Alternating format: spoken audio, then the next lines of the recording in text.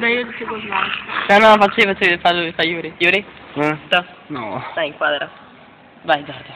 Allora, stamattina sono andata a svegliare mio fratello. Sono andata lì, mi sono messa sotto le coperte e mi sono messa sotto le coperte e a un certo punto gli faccio Iki, vieni qui per favore, devo farti tante coccole, Ma questo lo che dopo mi sono svegliata, no, dopo l'ho svegliato, mi guarda male, gli fa mamma, per favore me lo porti via, ma tu stai ferma. Mamma, per favore me lo porti via.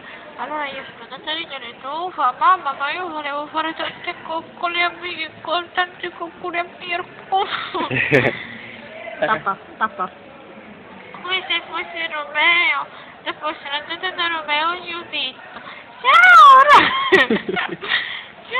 Rami. Ora mi vergogno. Io sono una bambina tanto timida e mi vergogno, dai, no. Ma che cazzo fai quello? Ti tolto la figa! No, c'ho il pistolino. C'ho il pistolino. Dai, parla. Oddio. Allora sono andata da Romeo, no? E lui mi ha guardato male, dopo gli ho dato un biscottino, volevo tante coccole. Poi dopo basta!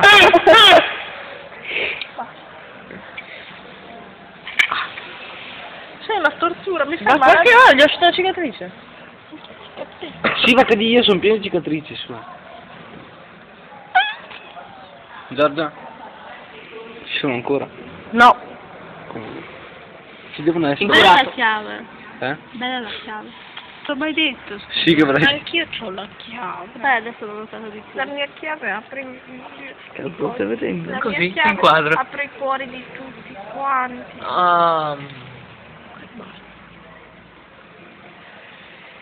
No, vale. C'ho voglia. Stoppete, di un'altra cosa. Ciao a tutti.